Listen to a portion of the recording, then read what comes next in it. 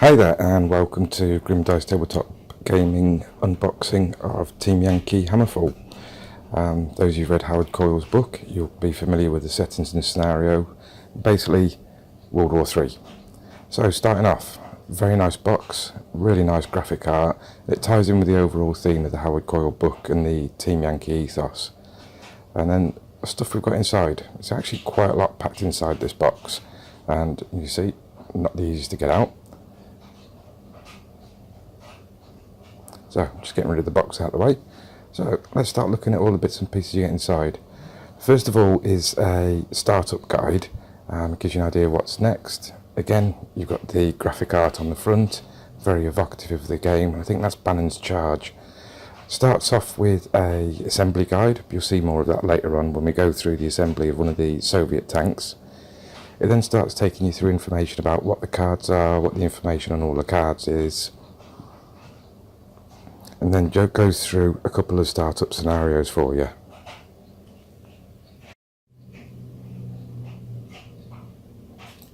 You then get some cardboard terrain. Again, decent thickness, it'll last long enough for you to be able to get your own terrain for the tabletop. You can just see a bit of a close-up there, sorry, a bit of reflection from the room. You've then got the various unit cards, and these are really quite useful because on one side it's got the information about the unit as a whole, and on the other side it's got all the stats that you need for the vehicles that make up the unit. So let's have a quick look at these now. You see, you get enough for all the Soviet forces and the American forces that come inside Hammerfall. And then you've got the T-64 tank company. It outlines how many points you need for each one and how many points it is for the composition. You've then got the set of movement, different orders and specialist orders. Now, the Soviets and the Americans got different ones. And again, on the back of them, they've got some quite nice graphic art. There you got the one for the M1 Abrams. You see the points increase, the special rules. And there you got the stat lines for the Abrams. That's your armour value, front, side, top, weapon ranges, things like that. And there's the one for the T-64. That's the movement orders the T-64 can do.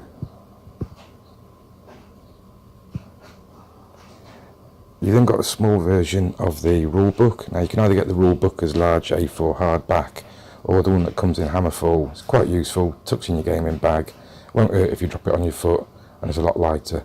And that takes you through all the rules inside Team Yankee, all the way from sort of turn phase, sequence, movement, different types of specialist movement orders, things like ambushes, special scenarios. It just gives really good insight. Makes sense, it's fairly straightforward, it's not overly complicated. Just quickly flicking through to the commander sprues that come with it, and then there's the metal one. And then onto the stuff that we're really after. Now these are the sprues for the M1 Abrams. You can make two versions of the M1, either the basic M1 or the improved M1. And you see it comes in green plastic, and the Soviets come in a different colour. Straight away you can tell the difference. And inside the box you get enough components to make up two M1 Abrams of either variant. And these are the sprues you get for the Russian T-64. Again, you can see they're really nicely detailed. Now, I'm not sure, but where I use super glue to build these, I don't know if it'll work as well with plastic glue. What we're going to look at is a couple of bits of the terrain that come available. They don't come in Hammerfall, you do have to order them separately. This is the parking garages, small scale, quite strong resin, they're quite durable. Improve them with a bit of a wash or some weathering powders, and it'll give you a nice overall finish to them. Again, that's a double garage for those people who've got two cars. You can just see on that last shot then, it comes quite securely packaged. The other thing we had was the Team Yankee car parks. Again, you can have just the buildings, or if you're fighting in the countryside, the hills, edges, roads, that type of stuff. But things like car parks, it gives you more of a feel for the board. It just makes it more evocative, it creates more of the picture. Comes nicely packaged, lots of bubble wrap for those of you like popping it. And you can see there's a number of sections that go together. You can go together any particular way. They're quite strong, and you also get parking machines. You can tell it's not a UK car park because there'd never be that many ticket machines available, and if they did, they'd be out of order.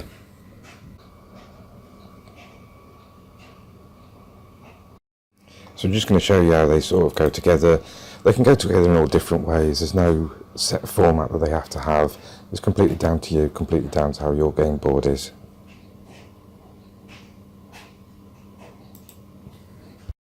And now on to the main bit, the actual build of the Soviet vehicles. As I mentioned, in the quick start guide there's an assembly guide, just takes you through step by step all the different parts. There's quite a few optional parts that come with the various kits. Just going to show you quickly, for those of you who haven't done it before, snipping stuff off a sprue. Now with the plastic snips there's a flat edge and a beveled edge. Always put the flat edge up against a component, and I'll show you why later on, but it just saves you a lot of cutting and a lot of trimming later when you're trying to tidy the model up. So quickly speed through cutting out the components we need, and then just with the usual craft knife carefully remove any of the little bubbles that may be left. If you get your plastic snips the wrong way round, these will be quite prominent.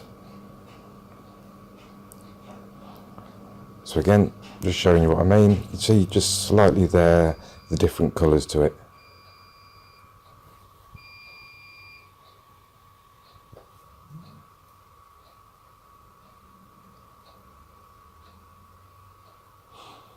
And then a bit of fast forward through. You see the bit at the back, it's just the back of the hull there that we're cleaning up. Now, I was going to have a long explanation prepared about rear idlers, front drive sprockets, this type of tank has that, that type of tank has this. Battlefront have made it a lot easier. There's a set of lugs on the tracks and then the indents on the hull, and they only go on one, fits onto one side. So I'll just quickly show you the dry fits, checking the glue and making sure everything fitted into the right place. Once the tracks are on, you can then drop the back of the hull in place, and I'll just show you how I fitted that in a bit once I finish doing these ones. There you can see, dry fitted the back of the hull, and then what I did was just run a bit of the glue down the side of it, just to make sure. We then finished off the hull by gluing the recovery kit to the back of it. Then moved on to the decking of the vehicle. You see, same again, snipped it out, cut off the lugs. Again, fits only on one way, and it is really quite a nice fit. Then just need to glue on the inside, and then that can get secured on. Okay, then onto the turret. You've got the turret base, and then there's a little stem.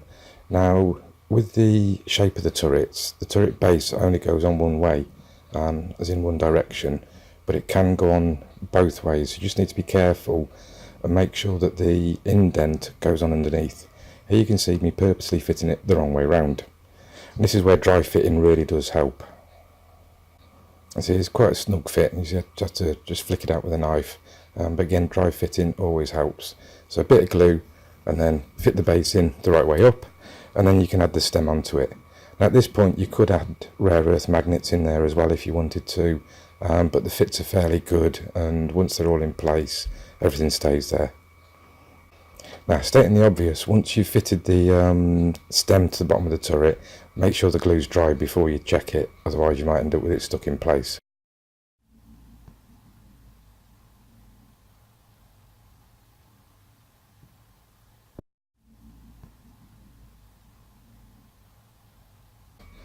Now, these are just the track guards. These are about the fiddliest parts of the T64 kits. I had a few problems getting them fitted into place and making sure they all went through properly. Takes a bit of trial and error. It's not the best of fittings, and also just make sure you don't glue your fingers to them as well. Right, and now we're going to move on to the tank barrels. Now the tank barrels, there's quite minimal flashing on it, which is quite nice, because normally with round mouldings you get the flash lines quite prominent, and they just glue straight into place on the front of the turret. Makes fair common sense.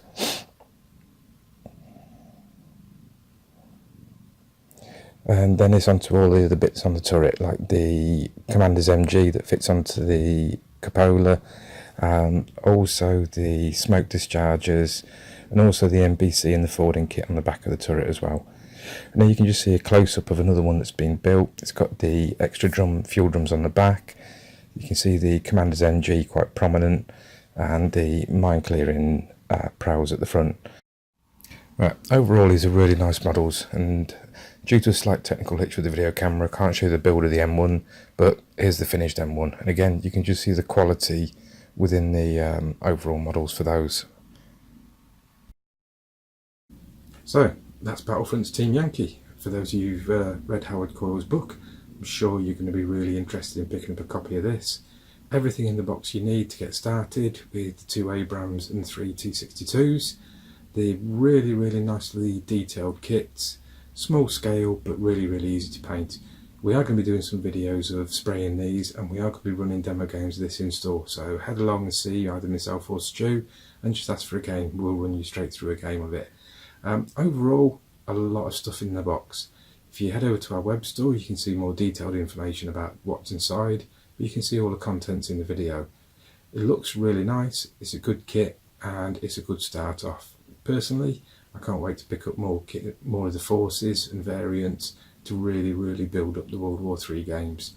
I'm a massive fan of the Howard Coyle book, so therefore I can't wait to recreate everything. So, thanks for watching, folks, and again, check out some more videos and articles on www.grimdice.co.uk or head over to our Facebook page. See you later.